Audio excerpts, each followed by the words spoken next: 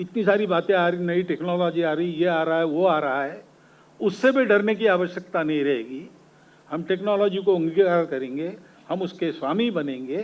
Technology के दुष्परिणाम ध्यान में आने के बाद ये भी अब शुरू हो गया है कि भाई एक स्क्रीन टाइम निश्चित करते लोग, माता पिता भी उसका पालन करते हैं, बच्चों से भी करवाते हैं। संत कहते हैं कि खुद तर गया तो कौन सी बड़ी बात है, खुद तरने के बाद सबको तारा तो वो असली संत। हमें दे, हमें मार्ग प्रशस्त करें कि हम किस प्रकार इस ध्येय पथ पर आगे बढ़ें और अपने अभीष्ट को प्राप्त करें। माननीय सरसंघचालक जी, आज का विषय है युगानुकूल मातृत्व। ठीक है, ठीक है, वो करता हूँ, मैं देता हूँ।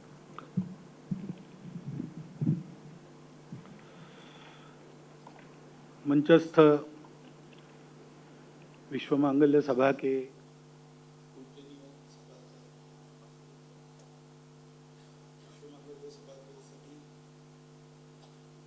कार्यकर्ता गण एवं सभागार में उपस्थित सुधी नागरिक सज्जन, माता भगिनी,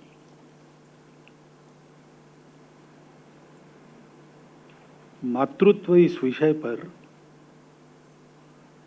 मुझे बोलने के लिए कहना ये एक अपने आप में विरोधाभास है।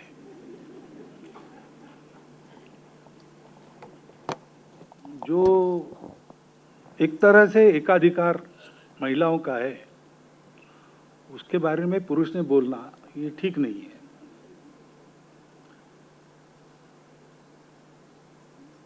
दूसरी बात है कि इस विषय की व्यापक चर्चा विश्व मांगल्य सभा के द्वारा भी हो गई है और इस विषय में अपना दृष्टिकोण क्या है, अपनी परंपरा क्या है, आज के युग में कैसा चलना आदि के बारे में भी पुराने समय से बहुत सारा चिंतन हुआ है। बहुत पीछे नहीं जाना है तो स्वामी विवेकानंद जी, गांधी जी, रविन्द्रनाथ ठाकुर जी, ऐसे लोगों ने इसका एक समग्रता से चिंतन करके हमारे सामने वो विचार रखे हैं। और वैसे देखा जाए तो ये चर्चा का विषय है ही नहीं, एक जीवन का सत्य है। आपको मानना है तो मानो, नहीं मानना है नहीं मानो। सत्य को मानकर चलोगे ठीक रहोगे, नहीं मानोगे ठोकर लगेगी। सृष्टि जो आदिकाल से, उसके प्रारंभ से जो चलती आई है, वो तो मातृत्व के आधार पर ही तो चलती है। हर जीव की नई उत्पत्ति होती है तो उसमें मातृत्व आता ही है, माता रहती ही है। सृष्टि का सृजन, संवर्धन, पोषण ये बिना मातृत्व के संभव नहीं है। और सारी सृष्टि की धारणा, संवर्धन, पोषण वगैरह, सृष्टि में एक जीव है मनुष्य, उसको प्रकृति ने शक्ति भी दी है विचार करने की। तो विचार आता है उसके पास, इसलिए वो आगे बढ़ जाता है। किसी संकट के प्रतिकार के सामर्थ्य के लिए कोई उसके पास साधन नहीं है। उसके पास न नाखून है, तीक्ष्ण दांत है, कुछ भी नहीं है, फिर भी वो आज सृष्टि का प्रमुख प्राणी बना है, सृष्टि का नेतृत्व कर रहा है। वो विचार के भरोसे कर रहा है। तो विचार शक्ति मिली है तो उसका दायित्व भी बनता है कि सृष्टि चलती रहे। और इसलिए खासकर मनुष्यों में मातृत्व ये उनके जीवन का सत्य है, क्योंकि नई पीढ़ी के संस्कार, उनकी शिक्षा आदि बातें बाकी जीवों में प्राकृतिक रीति से होती है। उसके लिए कोई स्कूल, कॉलेज, शिक्षा वगैरह ऐसा कुछ नहीं रहता है। परंतु मनुष्यों में विचार होने के कारण वो अच्छा भी हो सकता है और गड़बड़ भी कर सकता है। तो उसको दिशा देना बहुत आवश्यक होता है। वो मनुष्यों को उचित दिशा देने वाला पहला गुरु तो माता ही है। बचपन में ही उसके स्वभाव की प्रवृत्ति आदि आदि सब घर वालों के कारण बनती है और प्रमुखता माता के कारण बनती है, क्योंकि उसकी पूरी चिंता माता करती है। उसका लगाव, पहला लगाव माता से रहता है। तो मनुष्य के जीवन पर्यंत ये आवश्यकता रहती, केवल बचपन में रहती ऐसा नहीं। 10-12 साल के बाद बच्चा बड़ा होने के बाद वो मानना कम करता है, सबसे पहले माता की अवज्ञा करता है, क्योंकि पिताजी की अवज्ञा करने जाए तो मार पड़ेगी। माता से वो डर नहीं है, इसलिए उल्टा जवाब देता है, हट करता है, ये सब करता है। बाद में जिसको अंग्रेजी में टीन एज कहते हैं, वो समाप्त होने के बाद फिर बाहर की दुनिया में जाता है तो फिर उसको जरा वस्तु स्थिति का भान आता है, तो थोड़ा संयमित हो जाता है, अपने आप को एक नियंत्रण में रखता है, अपने जीवन में आगे बढ़ने के लिए कई अच्छी बातों को अपनाता भी है। ऐसा चल के अपना जीवन पूरा करने तक उसको प्रत्यक्ष शिक्षा की आवश्यकता नहीं रही तो भी एक भावनिक समर्थन की जो आवश्यकता रहती है, कहीं पर जाकर रो सकूं, कहीं पर जाकर एक शांति पा सकूं, ऐसा एक सहज और सर्वदा उपलब्ध स्थान वो माता का ही रहता है।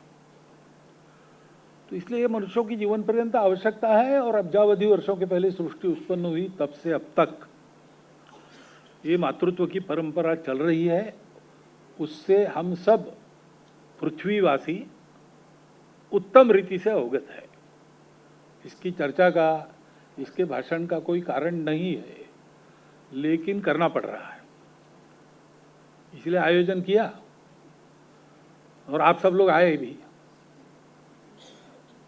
क्योंकि एक तो शीर्षक दिया है युगानुकूल मातृत्व। तो मातृत्व की जो शाश्वत बात है तो वो तो वही है, वो युग के अनुसार बदलती नहीं। उन बातों के कारण युग में परिवर्तन करने वाले लोग उत्पन्न होते हैं, ये भी आपने सुना प्रस्तावना में। परंतु कुछ परिस्थितियां ऐसी आ गई, युगानुकूल होना मातृत्व का ये भी चर्चा का विषय नहीं रहता है, वो अपने आप होता है। मनुष्य समय के अनुसार अपनी सब बातों को बदल देता है। कोई प्रबोधन करता मिले न मिले, अनुभव से सीखता है। तो सीखने के जो प्रकार होते हैं, पहला तो चिंतन से सीखता है। कन्फ्यूशियस हो गए चीन में, उन्होंने कहा कि चिंतन से सीखना ये सर्वोत्कृष्ट है। दूसरा, वो नकल से सीखता है। महाजनों ये नगतस्स पंथा, बड़े लोग जैसा करते हैं उनकी नकल करता है, वो सबसे आसान तरीका है, ये उन्होंने कहा। और ये नहीं रहे दोनों, तो वो अपने अनुभव से सीखता है, वो सबसे कड़वाहट भरा तरीका है, बहुत झेलना पड़ता है, लेकिन सीखता तो है। तो मनुष्य जिस बात का निरंतर अनुभव लेते आ रहा है, उसकी समय के अनुसार उसके रूप की, उसके ऊपरी बातों की युगानुकूलता एक होने वाली सहज प्रक्रिया है। उसको चर्चा वर्चा की आवश्यकता नहीं रहती, लेकिन फिर भी हम कर रहे हैं। उसकी पृष्ठभूमि क्या है? तो अगर क्रम से कहा जाए क्या हुआ, तो हम लोग अपने आप को भूल गए। हमारा एक विशिष्ट समाज है, विशिष्ट देश है, उसकी एक विशिष्ट परंपरा है, सारे देश में सबसे अनोखी है और जीवन का सबसे दीर्घ अनुभव रखने वाला हमारा देश है। उस दीर्घ अनुभव के कारण क्या करना, क्या नहीं करना, कैसे करना, किधर जाना, किधर नहीं जाना, इसका एक विवेक हमारे पास जो था, उसका हमको विस्मरण होने लगा। ऐसा विस्मरण कैसे होने लगा? तो इसके उदाहरण हमको हमारे साहित्य में महाभारत काल से मिलते हैं। ऐसा हम कह सकते कि उसके पहले बहुत कुछ ठीक था, लेकिन तब से भी स्मरण शुरू हुआ, एक बड़ा संहार हुआ और उस विस्मरण को गति मिली, क्योंकि स्मरण करा देने वाले कम रहे लोग। युद्ध के परिणामों से उबरने में ही बहुत सारे साल गए, 1000 वर्षों का तो इतिहास पता ही नहीं, ऐसा कहते हैं। कुछ महापुरुषों के आधार पर उस सारी परंपरा का पुनर्निर्माण तथागत के काल से हो गया, ये चलते रहा, लेकिन कुछ बातें गई तो गई ही, ध्यान में नहीं आई। उसके बाद आक्रमणों का तांता शुरू हुआ। उसके चलते कई बातें जो हमारे परंपरा में नहीं थी, हमारे विचार की दिशा में नहीं थी, वो हमको स्वीकार करनी पड़ी। कुछ हमारी सुरक्षा के लिए हमने किया, कुछ विदेशी आक्रामकों के दबाव में हमने किया। और जो आखिरी आया उसमें ब्रिटिश, उसने तो हमारे दिमाग को ही बदल डाला। तो जो जो हमारा अनुभव है उसके आधार पर जो जो हमारी परंपराएं हैं वो सब गलत है, और उनका जो है वो सब सही है। हमारा अध्यात्म भांग गांजे की नशे में और गंजड़ियों में गाए हुए गीत है, और जो विज्ञान है क्योंकि वो प्रत्यक्ष है वो परफेक्ट है। ऐसा एक भ्रम हमारे मन में उत्पन्न हुआ, तो हमने अपने ज्ञान को छोड़ भी दिया, उसकी अवहेलना भी की। अब हम देख रहे हैं कि मातृत्व ये दुनिया में तो विचार का विषय बना ही है, क्योंकि उसके अस्तित्व पर ही संकट है। जो बताया कि हम क्यों विवाह करें, हम क्यों पुरुष की गुलामी स्वीकार करें, हम क्यों परिवार के झंझट में फंसे, हमारा अपना जीवन है। परिवार के साथ अपने आप को बांधकर लंगड़ा क्यों बनना? समाज से हमारा क्या लेना देना, क्योंकि जीवन तो उपभोग के लिए है, और वास्तव में अपना वगैरह कोई होता नहीं, सब सौदे की बात है। और इसलिए जो सौदा मेरे फायदे का है वो मैं करूंगा, जो सौदा मेरे किसी काम का नहीं वो नहीं करूंगा। तो ऐसा अगर है तो मुझे मेरा जीवन जीना है, मेरे मन के अनुसार मुझे चलना है। और ये सब जो रोड़े अटकते हैं गले में, परिवार के दायित्व, संतानों की उत्पत्ति, उसके उनका दायित्व, समाज का दायित्व, ये सब बेकार है। ये आत्यंतिक जो व्यक्तिवाद है, और साथ में जड़वाद, उपभोग की प्रवृत्ति, इसके चलते वहां भी प्रश्न खड़े हो गए, और वहां भी अब लोग उनकी अपनी बातों पर प्रश्न कर रहे हैं। जो विज्ञान संपूर्ण था, समग्र था, ऐसा वो समझते थे, उस विज्ञान की अपूर्णता और उसकी मर्यादा अब वैज्ञानिकों को भी ध्यान में आ गई है। और इसलिए भी उस आधार पर अभी तक जो रखे हुए प्रमेय थे वो अब प्रश्नों के उत्तर नहीं दे सकते, तो प्रश्नों के उत्तर कहां मिलेंगे वो भी खोज रहे हैं। और हमने अपना सब कुछ छोड़ दिया, और ये सब हमारे सामने है, हमारे ऊपर उसका प्रभाव है, तो उसी चक्रव्यूह में हम भी फंस गए हैं, और इसलिए हमको सोचना पड़ता है। वास्तव में हमने ये सारी बातें अपने आधार पर ठीक से समझ ली, क्योंकि अपना जो आधार है वो समग्र है और प्रत्यक्ष है। वो प्रमेयों की बात नहीं, कागज लेखी नहीं है, वो आखंड लेखी है। कॉन्शियसनेस की बात अभी चलती है विज्ञान में, तो कॉन्शियसनेस का अनुभव लेने की बात हमारे यहां तो कितने युगों पहले सत्ययुग से है, और उसके आधार पर हम सारी दुनिया का विचार करते हो, तो हमको पहले से पता है कि पूरी दुनिया का कॉन्शियसनेस एक है। इसलिए आत्मा को जानो तो सब जान लोगे। आत्मा को जानना परम लक्ष्य है, और इसलिए संयम और त्याग ये हमारे जीवन का तरीका है। हम अकेले हैं, हम अपनी मनमानी करेंगे, हम शक्ति कमाएंगे, शक्ति के आधार पर सबके मालिक बनेंगे। ये नहीं हो सकता, क्योंकि हम मालिक नहीं है, हम जो सब है उसके अंग है। ये इसके तरफ आज विज्ञान इंगित करने लगा है, वो युगों युगों से परंपरा से हमारे पास है। उसके आधार पर हमारे परंपराओं की जीवन की रचना थी। तो अगर उसको हम समझ लेते हैं तो इस भ्रम में पड़ने का कोई कारण होगा नहीं। और अब इतनी सारी बातें आ रही, नई टेक्नोलॉजी आ रही, ये आ रहा है, वो आ रहा है, उससे भी डरने की आवश्यकता नहीं रहेगी। हम टेक्नोलॉजी को अंगीकार करेंगे, हम उसके स्वामी बनेंगे, उसका उपयोग मानव हित में करेंगे और मातृत्व क्या, ऐसे सब बातों की एक युगानुकूल अभिव्यक्ति अपने जीवन से हम तैयार करेंगे। ये हमारा सामर्थ्य है, ये उस तत्वज्ञान का सामर्थ्य है, उसको समझने की, उस पर चलने की आवश्यकता है। तो एक जो भ्रमित विमर्श चलता है, भ्रम के कारण चलता है, कुछ जानबूझकर चलाया जाता है, क्योंकि ऐसी भी प्रतिज्ञा लेकर काम करने वाले लोग हैं कि अभी के जग दुनिया में जो कुछ मंगल माना जाता है, जो कुछ संस्कृति मानी जाती है, जो कुछ विधि निषेध माने जाते हैं, उन सबको ध्वस्त करो। कोई मूल्य वगैरह नहीं रहना चाहिए, कोई संस्कार वगैरह रहना नहीं चाहिए। एक तरह से एक अराजकता पैदा होनी चाहिए, क्योंकि विश्व को परिवर्तन की आवश्यकता है और परिवर्तन करने से नहीं होगा। सब मिटा देंगे तो अपने आप लोग कुछ करेंगे हलचल, उसमें से नई बात खड़ी होगी।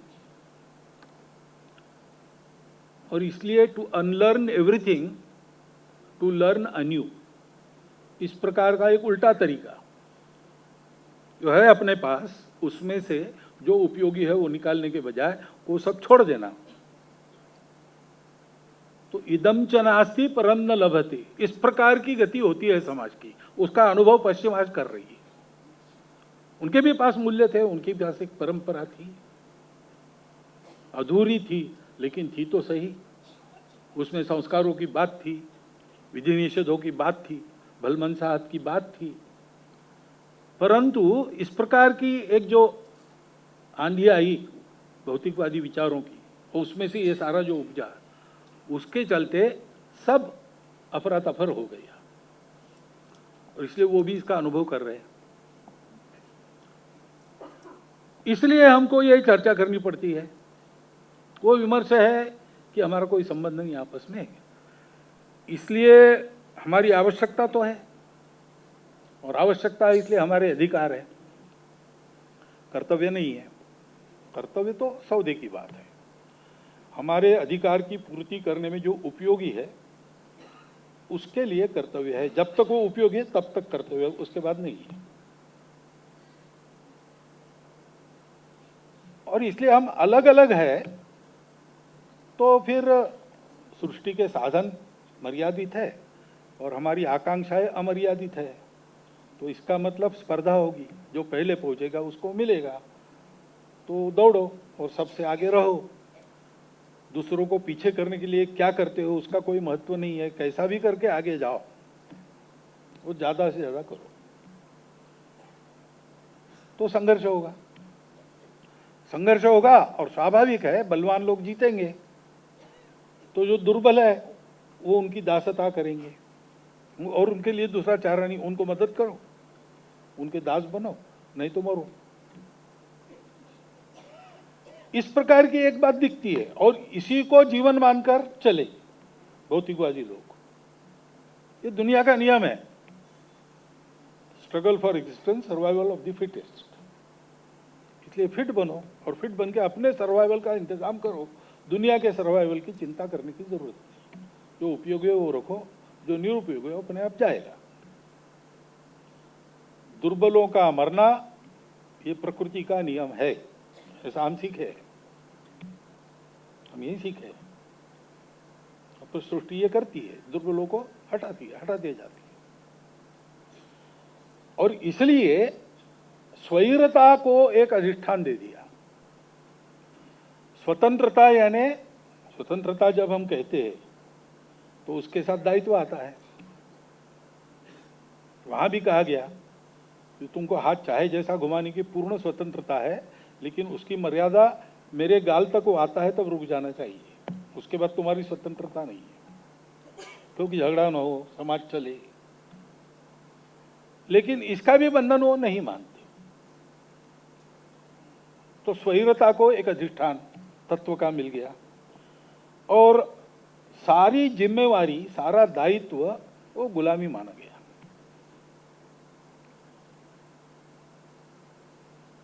तो विवाह बंधन एक बंधन हो गया, वो गुलामी है, नहीं करेंगे। क्या जरूरत है हमको? कोई जरूरत नहीं।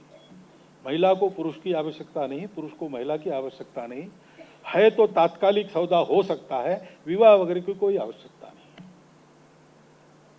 प्रकृति को देखो, ऐसे ही चलता है ना, पशु ऐसे ही चलते हैं।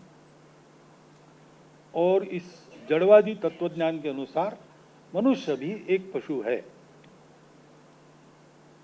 इसलिए उसका एकमात्र दायित्व वो जन्मा है, मरते दम तक उसको जीना है, ज्यादा से ज्यादा अच्छा जीना है। पशु ऐसे ही जीते हैं। मरने के बाद क्या किसी ने नहीं देखा। जब तक हो तब तक खूब भोगो, खूब जियो। मनुष्य को भी ऐसा ही करना है, लेकिन ऐसा नहीं है। विचार हो सकता है, विचार के दृष्टि से ये भी एक विचार है और विचार की स्वतंत्रता है, इसलिए ये विचार भी आप कर सकते हो। लेकिन मैं जो विचार ये करता हूं वो मैं अपने जीवन में जब तक रखूं और वैसा चलूं, तब तक क्या होगा, मेरी जो होनी है दुर्गति होनी। लोग ऑब्जेक्शन नहीं करेंगे तो तुम करो तुम्हारा जैसा तुम चाहते हो। लेकिन जब मैं ये कहता हूं कि ये विचार है और सारी दुनिया को इसी विचार में आना चाहिए, क्योंकि यही एकमात्र सही विचार है, तब फिर समस्याएं खड़ी होती है। वैसी वो हो गई, उसके चलते बहुत सारा खून खराबा हो गया। सारी दुनिया को एक ही रंग में रंगने की झंझट में, और जो जहां प्राकृतिक नहीं था वो वहां थोपा गया, और वो नहीं चलता, ये सिद्ध भी हो गया। तो अब दुनिया सब तरफ जाके आई, लेकिन उन ध्यान में आया कि हम एक चक्रव्यूह में फंस गए हैं, नया रास्ता चाहिए और वो हमारे पास नहीं है। तो दुनिया भारत का नाम लेती है कि वहाँ से देखना पड़ेगा, वहाँ से समझना पड़ेगा। और हमारी स्थिति ये है कि इस उनके निर्माण किए हुए भ्रम में हम स्वतंत्रता के बाद भी इतने वर्षों में घूम रहे हैं। इसलिए ये चर्चा हमको करनी पड़ती है। तो चर्चा क्या करें? तो हम शुरू करें कि अपनी दृष्टि क्या है। तो अपनी दृष्टि यह है कि जैसा मैंने कहा, वैज्ञानिक भाषा में कॉन्शियसनेस कहो, आध्यात्मिक भाषा में ब्रह्म कहो, शून्य कहो, अस्तित्व के मूल में एकता है। और एकता जब विविधता में व्यक्त होना चाहती है तब सृष्टि बनती है।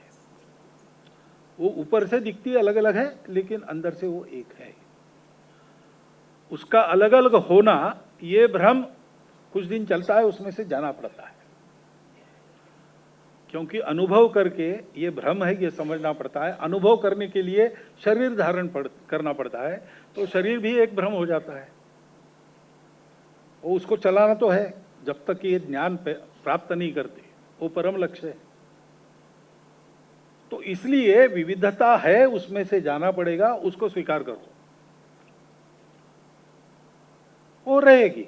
आप यहां रहते हो, अमेरिका में जाकर अपना तरीका मत ला दो, या अमेरिका में रहते हो, वहां से ही यहां आकर यहां अपना तरीका मत ला दो। डोमिनेशन की बात अभी भी करते लोग, वेस्ट का डोमिनेशन के लिए प्रयास अभी भी करते लोग, चाइना जैसे लोग करते हैं। ये सब होता है दुनिया में। ये होने से गड़बड़ होती है। अपना क्या है? तो हमारे जीवन का अनुभव ये है कि एकता ही सत्य है, विविधता एक स्वप्न है जिसमें से जाना पड़ता है। लेकिन कभी ना कभी स्वप्न में से जागना चाहिए, उसका प्रयास करते रहना चाहिए। ऐसा अगर है तो फिर सत्य यही हुआ कि हम सब लोग संबंधित हैं, हम सब लोग जुड़े हुए हैं। हम चाहे ना चाहे हम एक ही पूर्ण के अंग है, और इसलिए हमको एक दूसरे के साथ चलना है। हम जो करेंगे सब पर परिणाम होगा, सब जो करेंगे मुझ पर परिणाम होना है। और इसलिए मुझे जो करना है, मेरे लिए उसका क्या बनेगा ये विचार पर्याप्त नहीं है, सबके लिए उसका क्या बनेगा ये सोचकर मैं तय करूं कि वो करना है कि नहीं करना है। क्योंकि मनुष्य विचारशील प्राणी है, सृष्टि का नेतृत्व करता है, सृष्टि चले ये उसका दायित्व है, तो सृष्टि की धारणा करने वाला धर्म ही उसके आचरण का आधार है। और धर्म के आधार पर सृष्टि की धारणा होती है। तो वो धर्म हमको दायित्व देता है, और वो हमको कहता है कि इस दायित्व के प्रति तुम्हारा जो कर्तव्य है वो कर्तव्य तुम पूरा करो, तो तुम जिसको अधिकार कहते हो उसकी रक्षा अपने आप हो जाएगी। तुम अगर केवल अपने अधिकार के पीछे दौड़ोगे तो वो भी सुरक्षित नहीं रहेंगे कभी। किसी भी मनुष्य का कोई भी अधिकार सदा के लिए सुरक्षित रहता नहीं। दुनिया में बहुत लोग हैं जो उस अधिकार में बाधा बनेंगे, बहुत से कारण हैं जिसके कारण वो अधिकार मारा जाएगा, लेकिन उसकी रक्षा इसलिए होती है कि हम एक दूसरे के प्रति अपना कर्तव्य निभाते हैं। तो एक समष्टि के नाते सारा जीवन ठीक चलता है, तो उसमें फिर ये बाधा डालने वाली प्रवृत्तियां संकट नहीं बन सकती।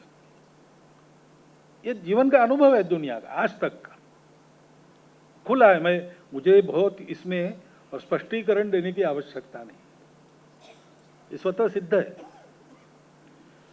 और इसलिए अपना दायित्व निभाओ।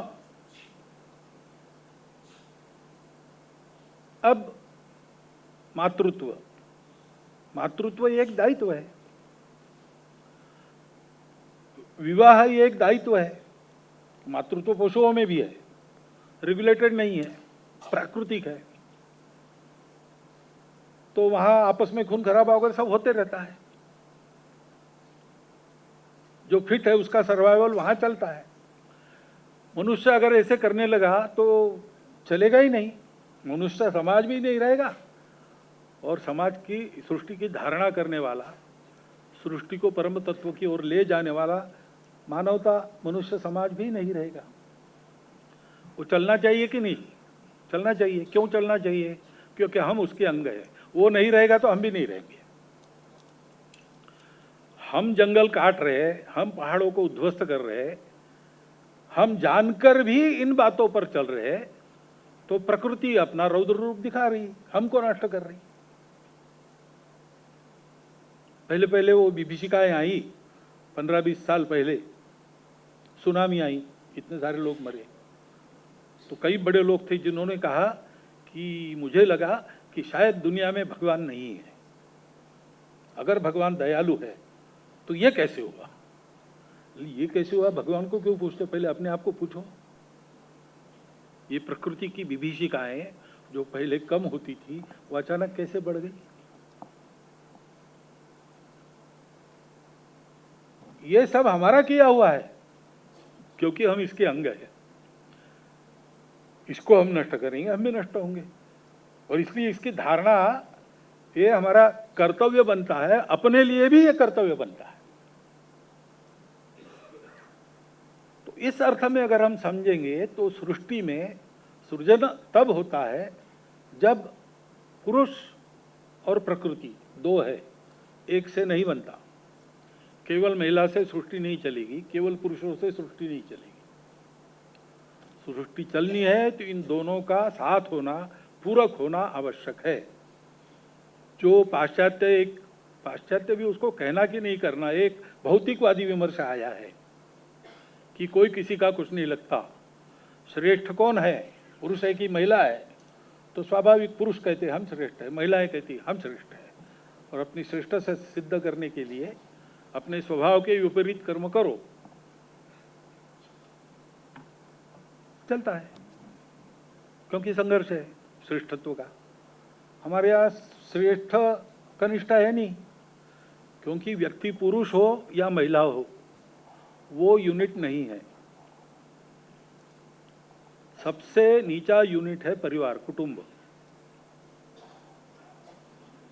कुटुंब अर्थ का उत्पादन करता है, कुटुंब संस्कारों का उत्पादन करता है, कुटुंब सामाजिकता पढ़ाता है, कुटुंब सारी बातें करता है। कुटुंब में व्यक्ति का प्रशिक्षण होता है, इसलिए व्यक्ति सारे समान है, क्योंकि एक ही चीज की व्यक्ति है। जिस चीज की वो व्यक्ति है, अभिव्यक्ति है। जो अव्यक्त है वो व्यक्त हुआ, उसको व्यक्ति कहते हैं। हम प्राणियों को व्यक्ति नहीं कहते। हमारा कुत्ता है, उसका नाम टॉमी है, टॉमी नाम का व्यक्ति, ऐसा हम नहीं कहते। भले उसको हम अपने परिवार के सदस्य जैसा पाले, उसको व्यक्ति नहीं कहते। व्यक्ति मनुष्य को कहते हैं, क्योंकि उसके अंदर की बात व्यक्त होती है। तो पुरुष हो या स्त्री हो, जो व्यक्त हो रहा है वो तो एक है, उसमें भेद नहीं है, वो समान है।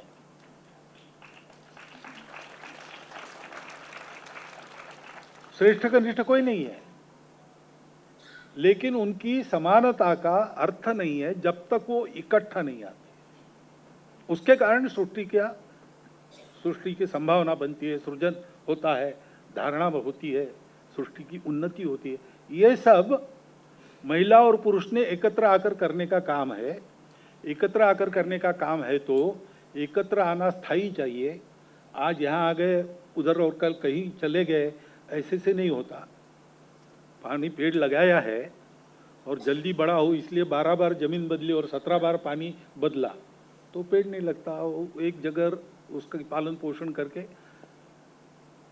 परिश्रम करना पड़ता है, धैर्यपूर्वक प्रतीक्षा करनी पड़ती है। और जितना अच्छा पेड़ अच्छा फल देने वाला, उतना ज़्यादा समय लगता है।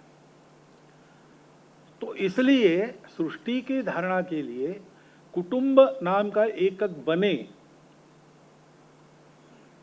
इसलिए विवाह है। विवाह ये पुरुष और महिलाओं की बायोलॉजिकल नेसेसिटीज का प्रावधान नहीं है। कुटुंब की योजना से समाज की धारणा करने के लिए तैयार किया हुआ उपकरण है। तो उसमें स्वाभाविक है कि सुख की व्यवस्था हो जाती है। महिला से पुरुष को जो चाहिए, पुरुष को महिला से जो चाहिए, उसकी व्यवस्था हो जाती है। वो व्यवस्था अच्छे काम में लगती है, समाज के निर्माण के काम में लगती है। लेकिन कोई कहेगा कि वो सुख तो मुझे चाहिए, लेकिन उसके साथ आने वाला दायित्व तो मुझे नहीं चाहिए, तो ये कैसे रहेगा? ये गैर जिम्मेवाराना व्यवहार रहेगा। लेकिन ये गैर जिम्मेवाराना व्यवहार है, ये समझ में आने के लिए ये जो दृष्टि है, उस दृष्टि को ध्यान में लेना पड़ता है। उस दृष्टि को हर घर में नई पीढ़ी को बताना, ये हो नहीं रहा है, पहले होता था, वो होना चाहिए। सारे जो संकट है कि ये जो प्रवाह संस्कारों का चलता था, उससे दृष्टि मिलती थी, उसलिए आचरण का एक शील मिलता था, विधि निषेध मिलते थे, विवेक मिलता था, वो आगे जाना बंद हो गया। इसलिए फिर समस्या बन गई,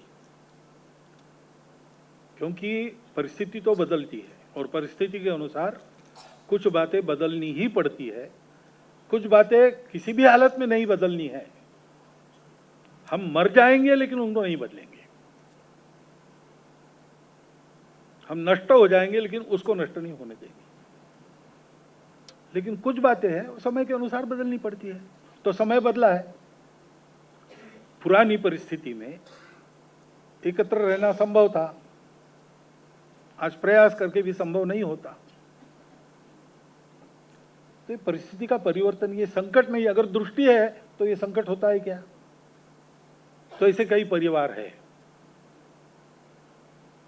जो 3 महीने में संभव है, तो नहीं तो वर्ष में एक बार इकट्ठा आते हैं। और बिहार में तो आप देखिए, छठ के समय दुनिया के किसी कोने में घर का व्यक्ति बैठा है, वो उन 2-3 दिन के लिए कम से कम घर में आएगा ही आएगा। तो अपने संतानों सहित माता पिता उनको लेके ऐसे जाते आते हैं, एक दूसरे को मिलते हैं, तो उनको परिचय होता है, हम कौन है, हम कैसे हैं, हम क्या है। वहाँ गपशप होती है, कई बातें पता चलती है। रीति रिवाज का संक्रमण उसमें से होता है।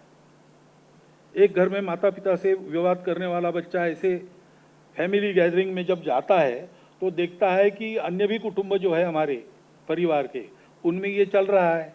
तो पूछता है, तो दूसरा बच्चा बताता है कि भाई ये अच्छी बात है, ये करनी चाहिए, तो उसका अपने आप प्रशिक्षण होता है। तो अगर ये पता है हमको कि कुटुंब यानी एक रचना केवल नहीं है, उस रचना में आत्मा है, अपनापन। ये अपनापन कायम रह सकता है, कहीं भी रह के कायम हो सकता है। अगर एकत्र रह सकते हैं, सानिध्य मिल सकता है तो बहुत अच्छी बात है। लेकिन सानिध्य नहीं मिलता ऐसा है तो भी हम उसकी कुछ व्यवस्था कर सकते हैं ना। अपने धर्म का आचरण करना, अपने कर्तव्यों का पालन करना, समाज में अपना समय लगाना, सेवा करना, इसके लिए अनुकूल परिस्थिति है तो सब करते हैं। लेकिन हमने देखा है हमारे इतिहास में, हमारे पूर्वजों ने, ये असंभव था, तब भी हर हालत में उन्होंने उसको किया।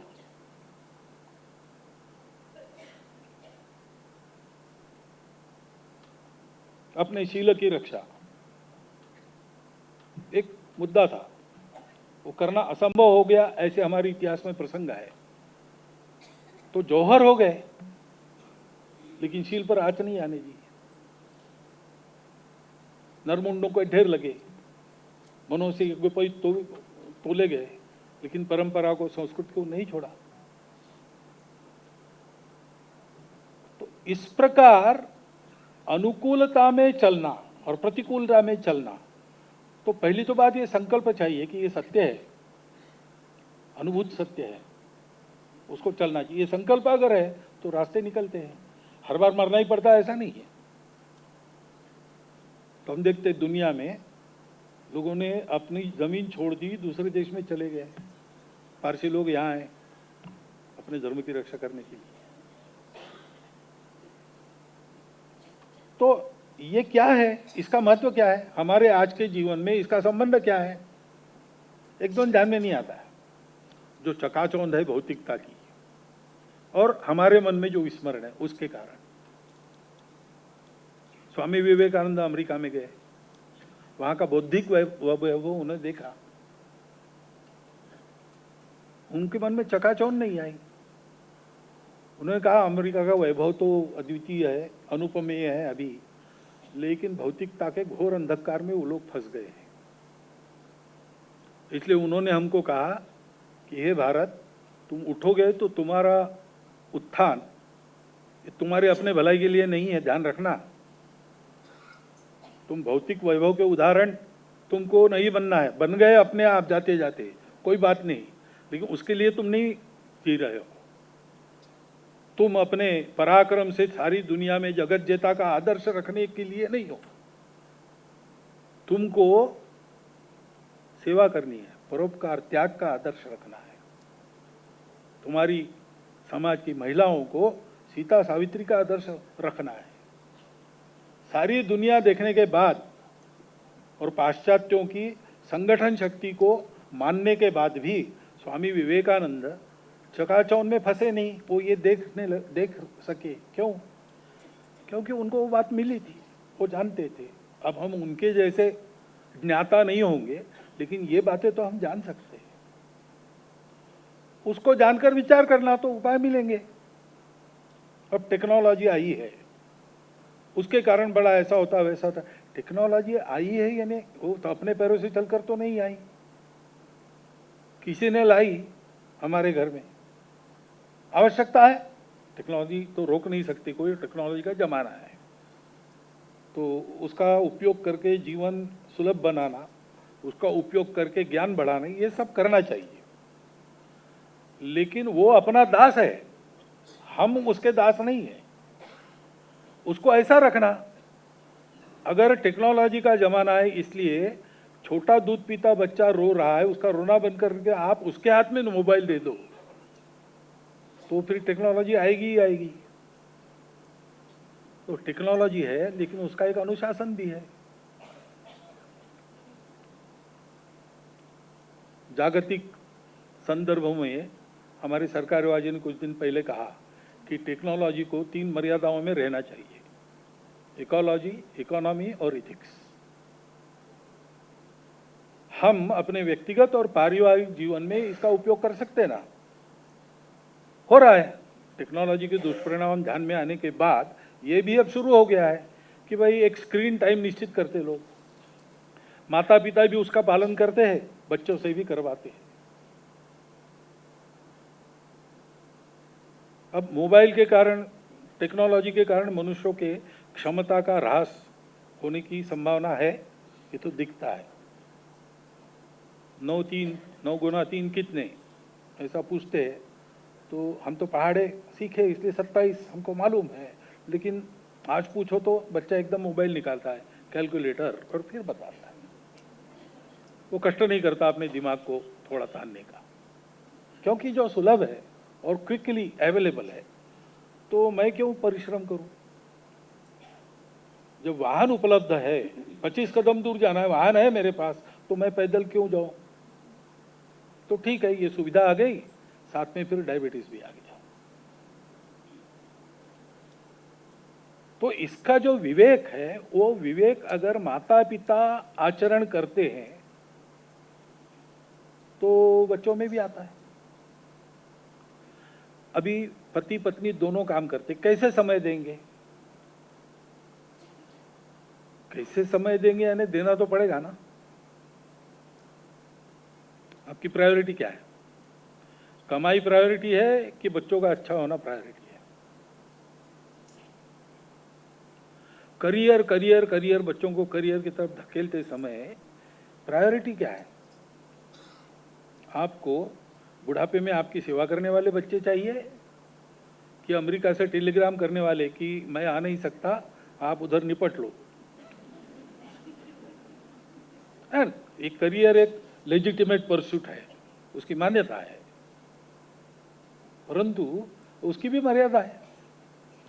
ऐसे कमाई एक लेजिटिमेट परस्यूट है, पुरुषार्थ है, अर्थ पुरुषार्थ है, लेकिन वो करना, उसका उपयोग क्या करना और वो कितना करना। अर्थ सर्वस्व नहीं है, काम सर्वस्व नहीं है, और मोक्ष के बारे में भी कहा जाता है कि वो सर्वस्व नहीं है। संत कहते हैं कि खुद तर गया तो कौन सी बड़ी बात है, खुद तरने के बाद सबको तारा तो वो असली संत है। संतों ने कहा है, जो जिनको अनुभव है। तो इन सबकी कुछ मर्यादाएं हैं, उसके अनुसार चलना है। और धर्म की भी एक मर्यादा हो जाती है। मोक्ष में फिर सबका विचार नहीं होता, मोक्ष प्रत्येक का व्यक्तिगत होता है, क्योंकि मर्यादा पालन से दुनिया की धारणा होती है, दुनिया चलती है।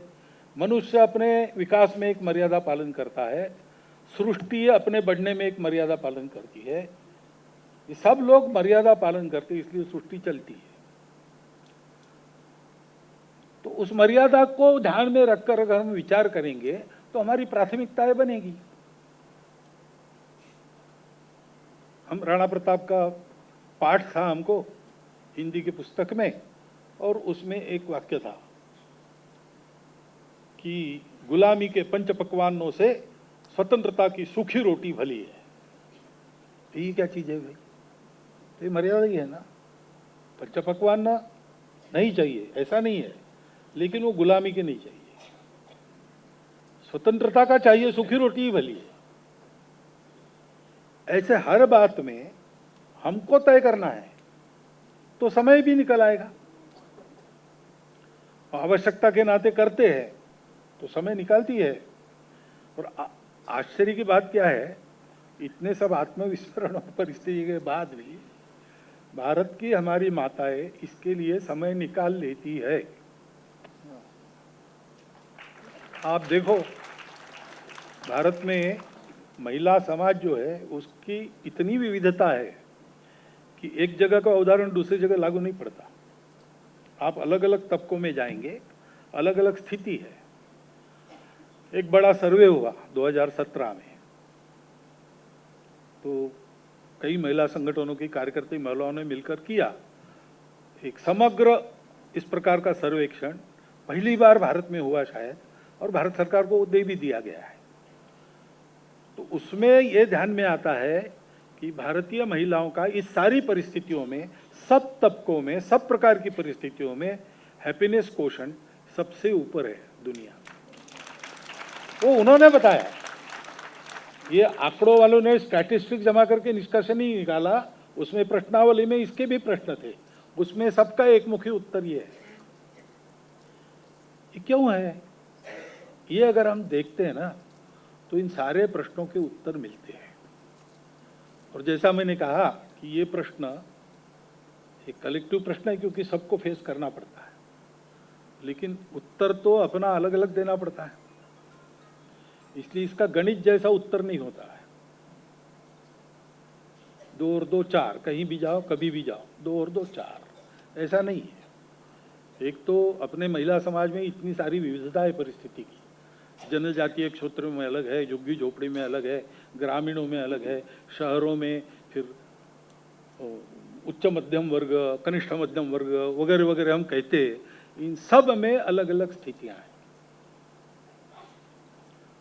लेकिन एक बात सामान्य है सर्वत्र कि इस अपनी परंपरा का सम्यक ज्ञान जिसका जीवन में उपयोग कर सको इतना, उसका अभाव है, और उसका अभाव पुरुषों में ज्यादा है। तो इसलिए परिस्थिति का सामना करना है तो पहली बात हमको करनी पड़ेगी, प्रबोधन करना पड़ेगा, मातृशक्ति का भी और पुरुषों का भी। मातृशक्ति को तो केवल जगाने की बात है। विवेकानंद जी को पूछा पत्रकार ने इंटरव्यू में, अंतिम प्रश्न महिलाओं के बारे में ही उनका वो इंटरव्यू था कि फिर भारत की महिलाओं को आप क्या संदेश देंगे? तो विवेकानंद जी कहते हैं कि भारत की महिलाओं को मेरा संदेश, भारत की महिलाओं को संदेश देने की झंझट में मैं नहीं पड़ूंगा, उनको संदेश की जरूरत नहीं है, वो सब जानती है, वो सब कर सकती है, उनको तुम करने दो, उसके लिए उनका सशक्तिकरण करो, उनको प्रबुद्ध बना। इतने दिन घर के अंदर बंद करके रखा तो दुनिया का उनका ज्ञान जो था वो लुप्त हो गया है। आधुनिक दुनिया क्या है कैसे उनको ज्ञान दो। महिलाओं में ये शक्ति है, वो स्वयं शक्ति स्वरूप है। तो पहली बात उनका प्रबोधन करना, उनकी क्या शक्ति है, आज का विश्व कैसा है, उनके पास क्या साधन है कैसे, और उनको अवसर देना और उनका सशक्तिकरण करना। कर्तव्य बोध भी बताना पड़ेगा, नहीं तो इस भ्रम के भौर में वो भी घूमने लगेगी।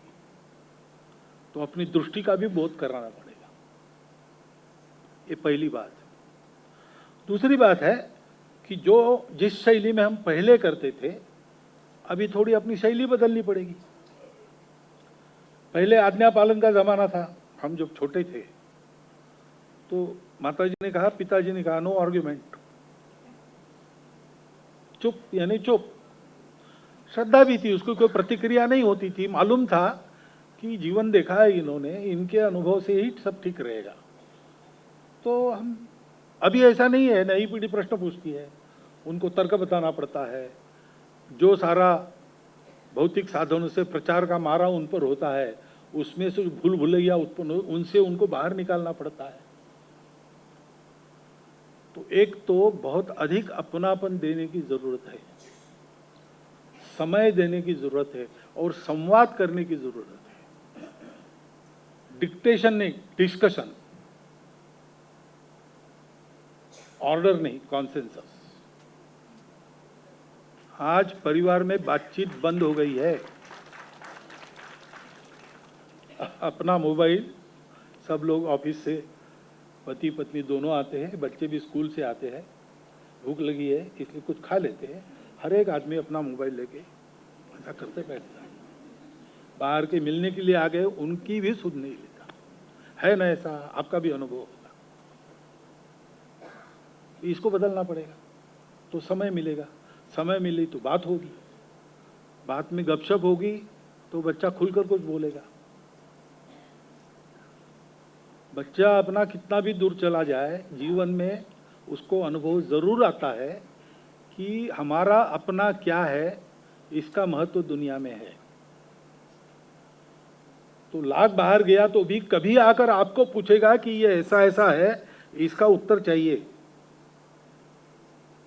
क्या है, हमको जैसे पूछते हैं, विदेशों में तो पूछते ही है कि भाई ये बंदर के मुख जैसा भगवान और हाथी के मुख जैसा भगवान, ये क्या मामला है,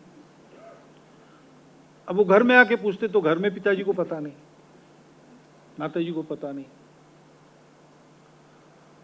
टेक्स्ट बुक में आना चाहिए, ठीक है, टेक्स्ट बुक में आना चाहिए, कोई बात नहीं, लेकिन टेक्स्ट बुक पर बच्चों को छोड़ देना है क्या?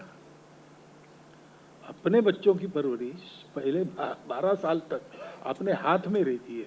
हम कुछ उनको बताएंगे कि नहीं, तो हम सीखेंगे कि नहीं, हम ही जानकारी लेंगे कि नहीं, ये करना पड़ेगा। उसके आधार पर उनकी जिज्ञासाओं का समाधान करना पड़ेगा। जो हम उनको बताएंगे वो अपने जीवन में उनको दिखना चाहिए। अभी ऐसा नहीं मानेगी नई पीढ़ी, जो आप कर रहे हो वो बोलो। वो तो बड़ा वो विश्लेषण करते हैं, फोन पर भी झूठ बोल रहे पिताजी, तो माताजी को कहते कि हमको कहती हो, वो तो झूठ बोल रहे, क्योंकि आईक्यू बढ़ा है, ईक्यू नहीं बढ़ा है अभी, तो इसलिए चलेगा। तो अपनी शैली को हमको ठीक करना पड़ेगा। संस्कार जो होते हैं वो इस आत्मीयता में से, संवाद में से होते हैं, उदाहरण में से होते हैं। ये 3 घटक आवश्यक है। दुनिया में कहीं भी जाओ, कभी भी ये आवश्यक थे, है और रहेंगे। और ये अगर पक्का है तो उस टेक्नोलॉजी के चक्रव्यूह से उसको बाहर आना आसान होता है। कभी अंदर जाके फंस भी गया तो भी बाहर का रास्ता खोजता है और बाहर आ जाता है, लेकिन उसको शायद तैयार करना पड़ेगा। आपस में मिलते रहना, रिश्तेदारी कितनी व्यापक होती है। केवल अंकल और आंट से काम नहीं चलता हमारे यहाँ। ममेरे भाई, फूफेरे भाई, चचेरे भाई, ये वो ऐसा चलता है। और ये सब लगाव कायम रहते हैं। तो फूफेरे भाई के साले का विवाह है, इसलिए जाना पड़ता है किसी को। ये मेंटेन करते हैं हम, ये हमारी परंपरा है। इसको बने तक धीमा नहीं पड़ने देना, मिलते जुलते रहना, और साथ में बच्चों को लेके जाना, घर के सबको लेके जाना जितना बन सकता। तो इससे एक बंधन बनता है, एक व्यापकता आती है सोचने के दायरे में, और मनुष्य व्यक्तिवादी नहीं रहता। संवाद होना है, और पुरुषों का भी प्रबोधन होना है। और वो प्रबोधन केवल बौद्धिक होके नहीं चलेगा, कुछ आदतें भी बदलनी पड़ेगी।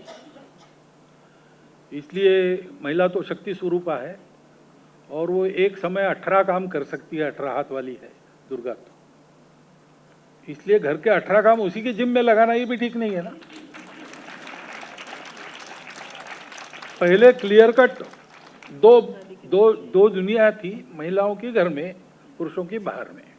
यहाँ महिला मालक है, घर में पुरुषों की नहीं चलती थी, आज भी नहीं चलती, ऐसा कहते पुरुष। लेकिन बाहर महिलाओं का संबंध नहीं था, बीच में बहुत ऐसा काल गया। तो उस समय ठीक था कि भाई घर के काम उन पर छोड़ दिए, हम बाहर के काम संभालते हैं। लेकिन अब ऐसा नहीं है, महिलाएं सब काम कर सकती है और कर भी रही है, और समाज के लिए कर रही है, देश के लिए कर रही है। उनके कर्तृत्व का भी 50% अगर वो है समाज में, तो उनके कर्तृत्व का भाई ये उपयोग है, तो उनको इसके अवसर देने चाहिए। तो समाज का काम करना चाहती है तो उनको अवसर देना चाहिए, और ये जब वो करती है तो हमको भी कुछ बातें संभालनी चाहिए। तो हमारी यशवंतराव जी केलकर थे, उनकी पत्नी बताती थी कि हमारे घर में हमारी भी एक टीम है, वो उनकी पत्नी और उनके 2 बच्चे, ये 4 लोग मिलके घर को संभालते हैं, ये उनका कहना था। तो घर को चलाने में हम सब एक साथ रहते हैं, मिलकर सब काम करते हैं, बांट लेते हैं और पूर्ण करते हैं। परिवार में ये होना चाहिए। ये बदले हुए समय में ऐसे कुछ बदल हमको करने पड़े, और ये हम कर सकते हैं, कर सकेंगे, क्योंकि ये करना शुरू किया कि 2-3 वर्षों के बाद घर के सब लोगों को अनुभव होता है कि इसके कारण सब अच्छा हो रहा है, इसी के कारण सब अच्छा चलेगा। तो फिर पूरा परिवार साथ आ जाता है। बहुत धैर्य से, शांति से करना पड़ता है। धैर्य और शांति, ये तो महिलाओं का प्रमुख गुण है ना। मैंने आज कहा कार्यकर्ताओं को, श्रीमद् भगवद गीता में विभूति योग में भगवान ने विभूतियां बताई है। तो पुरुषों का नाम एक गुण के लिए लेते हैं, शस्त्र धारण करने वालों में मैं राम हूं, प्रकाशमान वस्तुओं में मैं सूर्य हूं, ऐसा। लेकिन जब महिलाओं का प्रश्न आता है तो किसी का नाम नहीं लेते, पूरी महिला जाति के ही 6 गुणों का उल्लेख करते हैं। क्या? कीर्ति श्री वाक्च नारीणाम स्मृतिर मेधा धृति क्षमा। तो वो अपनी परंपरा ये मानती है कि महिलाओं में इन 6 गुणों के रूप में प्रत्येक में ये विभूति विद्यमान है, विशेष शक्तियां विद्यमान। इसलिए पुरुषों में विभूतियां खोजना है तो राम को खोजना पड़ेगा, कृष्ण को खोजना पड़ेगा, सूर्य को खोजना पड़ेगा। लेकिन महिलाओं में खोजनी तो खोजना नहीं पड़ेगा, वो है ही समाज में इतनी सारी, जो उनके बारे में धारणा है, अनुभव जन्य, अनुभव सिद्ध धारणा है। और इसलिए हम कहते हैं कि महिला तो साक्षात जगत जननी है, वगैरह वगैरह। बीच का काल ऐसा गया कि उस जगत जननी को हमने दासी बना के घर में रखा। अब जो समय है तो उसको देवी बनाकर देव घर में बंद मत रखो, घर में दासी मत बनाओ, उसको अपने जैसा मनुष्य मानकर उसकी सारी बातों का विचार करो। और जैसे हमारों बातों का वो विचार करती है, उसके लिए कुछ एडजस्टमेंट करती है, उसकी बातों का विचार करके हमको भी कुछ एडजस्टमेंट करना पड़ेगा। ऊपर के अपने आचरण में, शैली में ऐसे कुछ परिवर्तन हम लाएंगे तो, और अपने इस दृष्टि को स्पष्ट रूप से समझकर ध्यान में रखेंगे, तो मैं समझता हूं कि बदलते हुए समय की जो सारी चुनौतियां हैं, उस चुनौतियों को मात देकर कुटुंब के आधार पर समाज का निर्माण, और इस समाज के आधार पर संपूर्ण मानवता का निर्माण, इस प्रकार की एक बहुत बड़ी क्षमता हमारे मातृशक्ति के कारण पूरे मानवता में उत्पन्न होगी। वो करने का कर्तव्य हमारे सामने उपस्थित है। इसलिए ऐसा विचार आप कीजिए, और सब आपका विषय है। अधिकारी तो आप मातृशक्ति के लोग ही है, क्योंकि हम तो ये पढ़ के या आपका सुन के बता रहे हैं, लेकिन प्रत्यक्ष करने का अनुभव आपको आज भी है।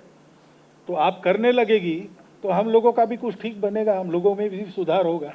इसलिए आप इसको करना शुरू कीजिए, इतने एक विनंती सामने रखता हूँ। बाकी पूजा जी के भाषण में बहुत सारे विषय आ गए हैं, इस पुस्तक में बहुत सारी बातें हैं। पुस्तक है, वो आप लीजिए, पढ़िए, तो आपके चिंतन में वो सहायता करेगी।